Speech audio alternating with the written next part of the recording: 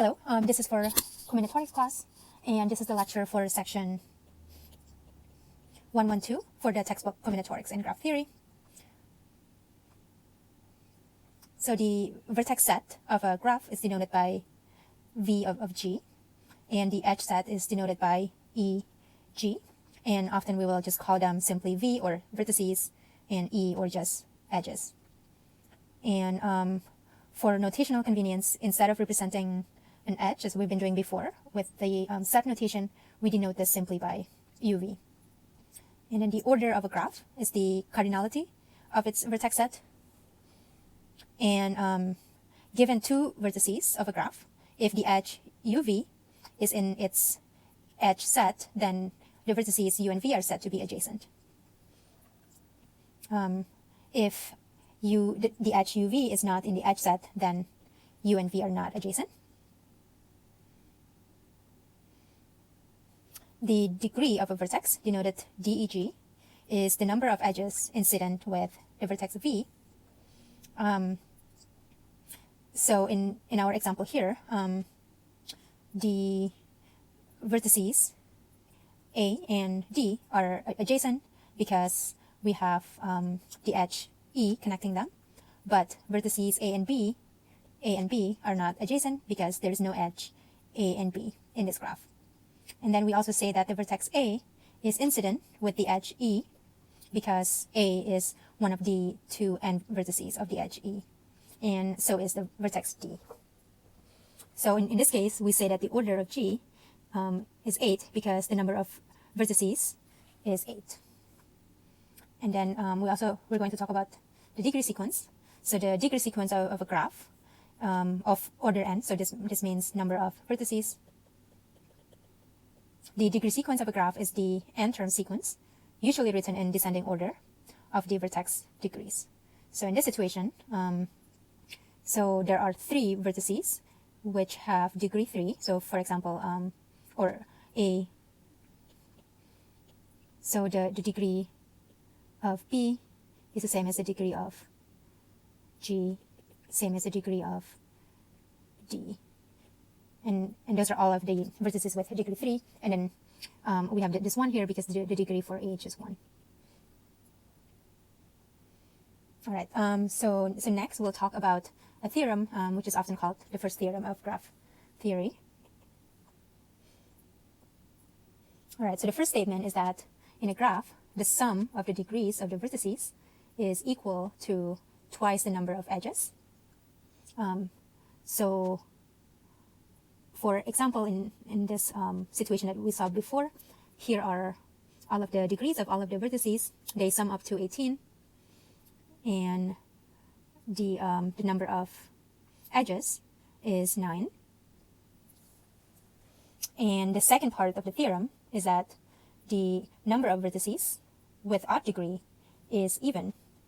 In this example, what are the vertices with odd degree?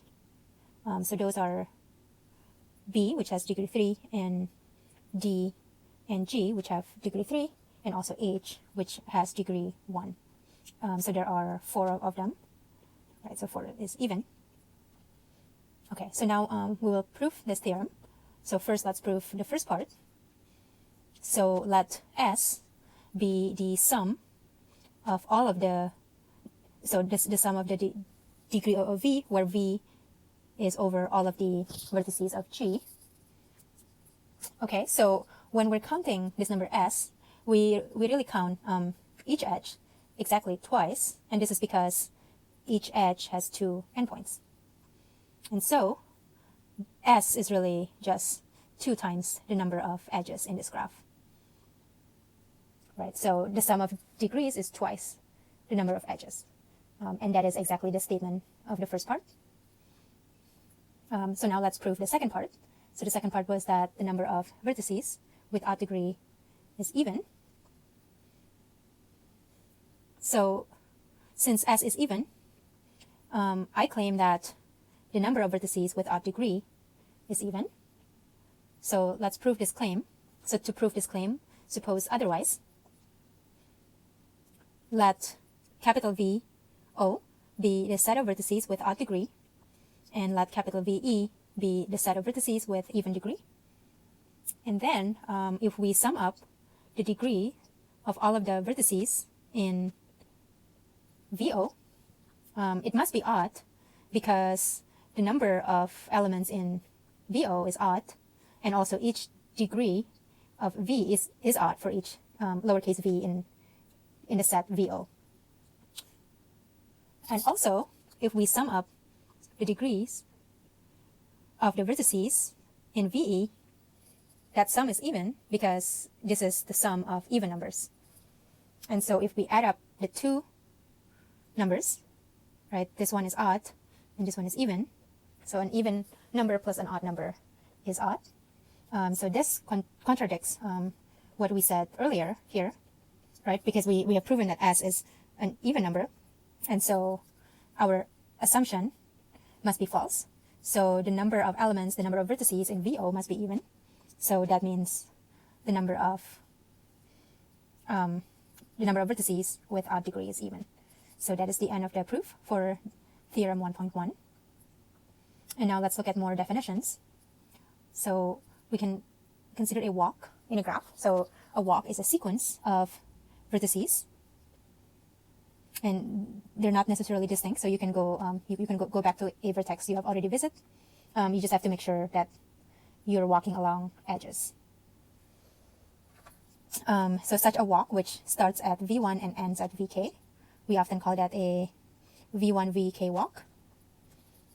And if the vertices in a walk are distinct, then the walk is called a path. And if the edges in a walk are distinct, then the walk is called a trail. And so every path is a trail, but not every trail is a path. So let's look at this example. So here is an example of a walk of length 5. So I haven't defined a length yet, but the length of a walk is the number of edges and counting the repetitions. So here my walk is of length 5 because there are 5 edges. So 1, 2, 3, 4, 5. So this is not a trail because we are here we repeat this edge twice, and this is also not a path because we repeat C. Right, but in this middle picture, we have something that is a trail, and this is a trail because there is no edge repetition. So it is of length 4, again, because we count the number of edges. And it's not a path because this walk visits the vertex B more than once. But this last example is both a trail and a path. So it is a path of length 6 because there are 6 edges, and it is a path because there is no repetition. So it's both a path and a trail.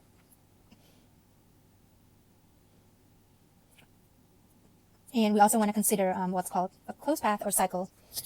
So if you have a trail that begins and ends at the same vertex, we call that a closed trail or circuit.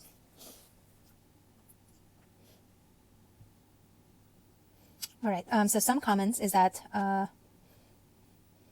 let's look at this one. So here, we start from G, and then go to D, and then go to B, go to C, go to A, go to B, and then go to G. Right, so we do not repeat any edge. So this is a trail, but this is a closed trail, so it's a circuit. And so in general, it's possible for a walk, trail, or path to have a length 0. So that would just be a sequence with a single vertex. But the least possible length of a circuit or cycle would be 3, because for a simple graph, right? Because you're not allowed to go back there. So